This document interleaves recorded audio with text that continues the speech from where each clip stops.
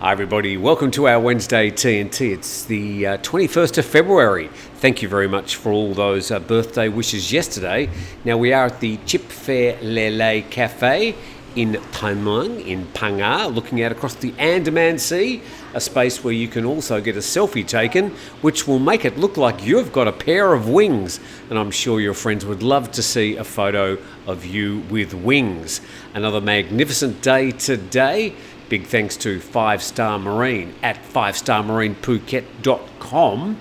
There's a link in the description below with a special deal for TNT viewers. And if you are heading to Phuket over the next 3 or 4 months, I'd suggest you book early because they are really busy, especially this time of the year, for bespoke charter trips out onto Phang Bay. Let's get into the news today. Speaking of Phuket, nationthailand.com reporting social media uproar, prompt action against unreasonably high domestic airfares. I'm really unsure what the government or the Civil Aviation Authority can do about this, despite there obviously being a big rise in the fares from, say, Bangkok to Phuket at the moment. The Transport Minister's instructed the Civil Aviation Authority to work on bringing down domestic airfares in response to complaints from a Bangkok-Phuket flight passenger. What, just one person? A passenger recently said in a Facebook post that her flight from Bangkok to Phuket cost as much as 10,000 baht. This complaint sparked an outcry, and they complained about the domestic fares were very high. He said an initial investigation showed the passenger paid 10,000 baht for a one-way trip on a low-cost airline, whose domestic fare should be no higher than 5,000 baht. Well, not that low cost an airline, I would say. 10,000 baht is way above what you would normally pay for a one-way fare. Now, during COVID, I've spoken about this a million times, I was paying usually 1,000 or sometimes a bit less for a one-way fare. Now, if the fares were 10,000 baht each trip, I wouldn't be flying back from Bangkok to Phuket every week. But obviously it's high season and there is an element of price gouging with all the airlines. Now, there's 6 or 7 airlines that do this trip from Bangkok to Phuket multiple times a day, some of them up to 10 or 15 different flights. And well, apparently most of them are packed at the moment. The minister's also instructed the Civil Aviation Authority to invite domestic airlines to discuss the matter. That'll fix it. But the exact price, he says, would depend on the formula used, though I guarantee that new rates would be implemented in time for Songkran. Well, pretty much from now to Songkran, I would say the fares will start coming down. But the fares during Songkran will also bump up because that's where the demand is, and these airlines are, surprise, surprise, businesses. And speaking of tourism, we go to straitstimes.com. Chinese tourists flock to Southeast Asia as overseas travel bounces back. Now, checking the numbers yesterday, during Chinese New Year, we really had a lot of visitors, especially from China. Let's check out this story. And Chinese travellers flocked to tourist hotspots across Asia over the Chinese New Year break, with visitor numbers and spending in destinations such as Singapore, Thailand and Malaysia exceeding pre-COVID levels. And the increase also provided a welcome relief to countries whose tourism industries rely on Chinese and their spending for growth, although the outlook for a sustained recovery in overseas travel is overshadowed by a sluggish mainland economy and volatile financial markets. And bookings to Singapore, Thailand and Malaysia combined jumped more than 30% from February the 10th to the 17th, compared with the same period back in 2019, the last full year of tourism. And yeah, 30% seems to be the number that we see reported here in Thailand of increased tourism numbers during that week during the Chinese New Year.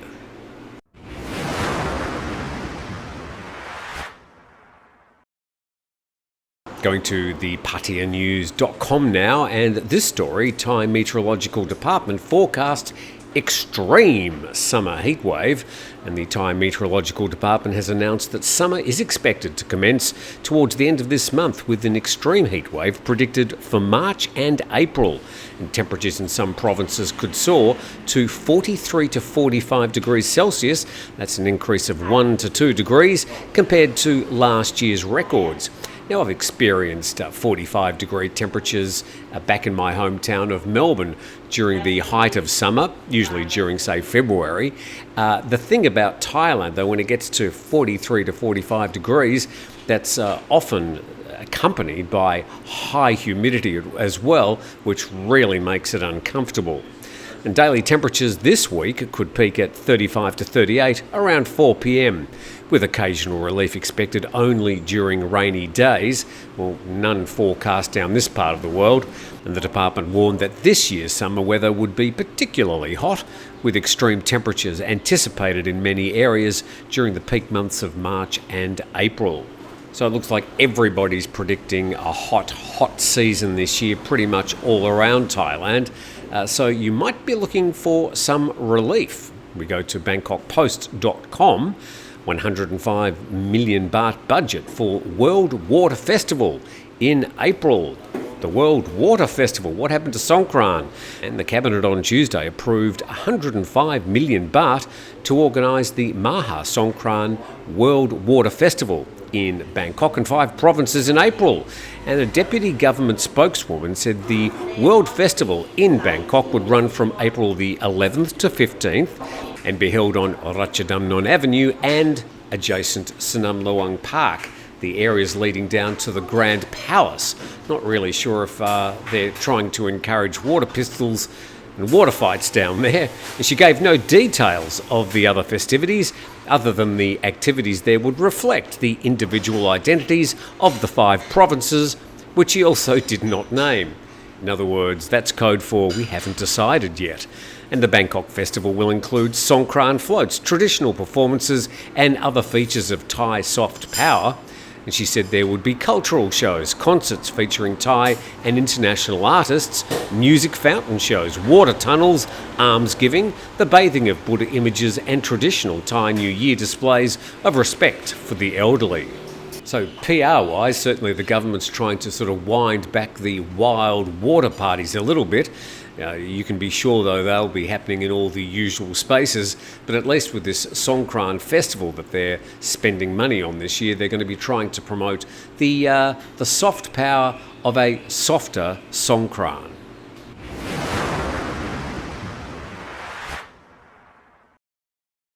Time for a few animal stories. Let's go to ThaiPBSWorld.com. Live animal smuggler caught at Bangkok airport, and a Mongolian man was arrested at Suvarnabhumi airport on Saturday as he attempted to smuggle live protected animals out of the country.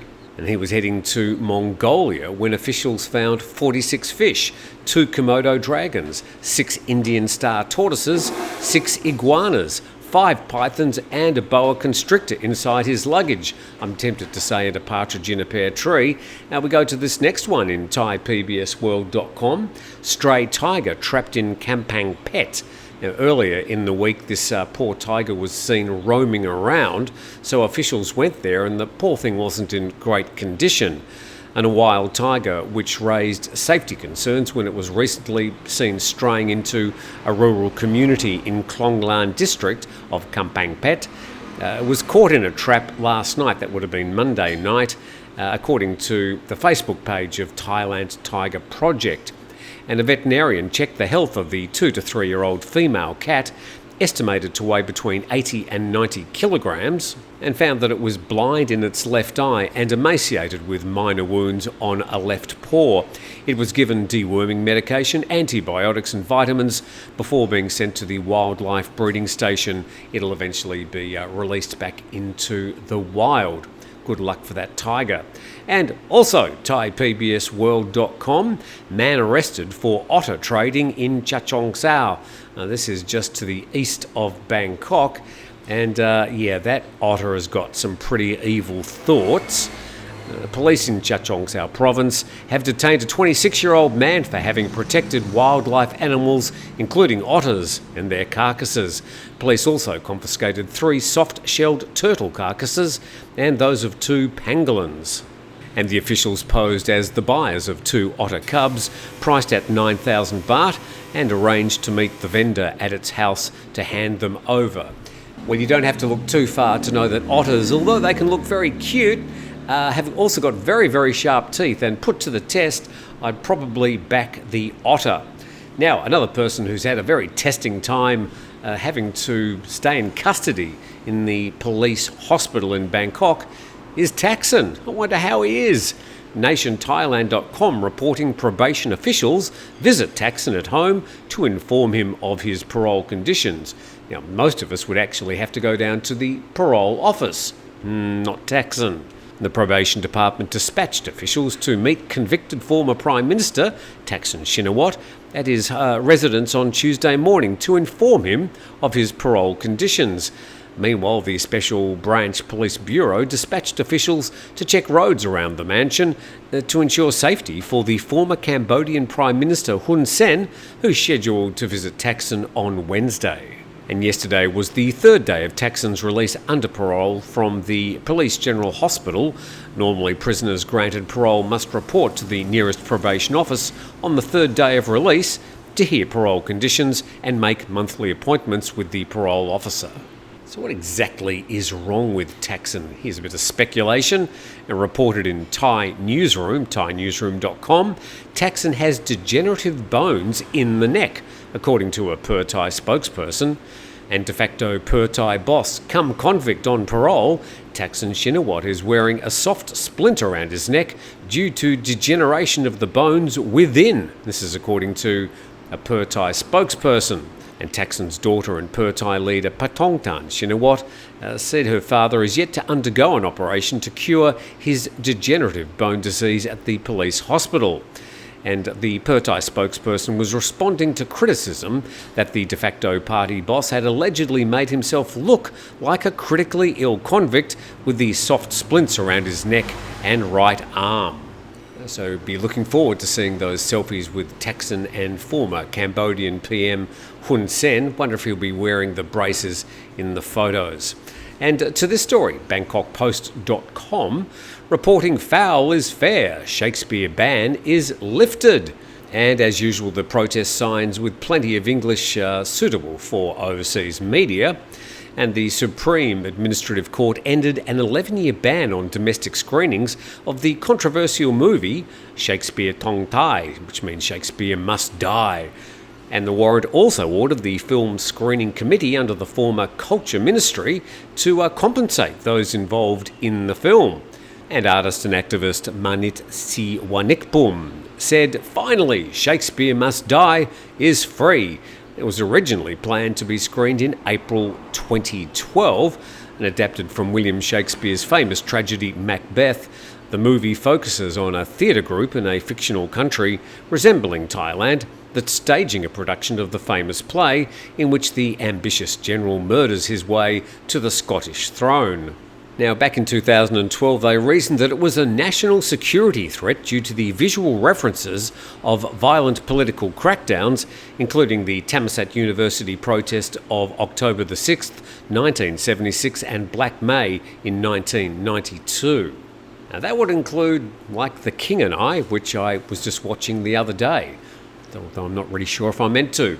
But with that, thank you very much for watching today. Hopefully you're a bit more up to date with things happening around Thailand. A beautiful day here. Hopefully it's going to be a great Wednesday for you. Thanks for all those people who have subscribed. Again, thank you for all the great birthday wishes, and we'll see you tomorrow.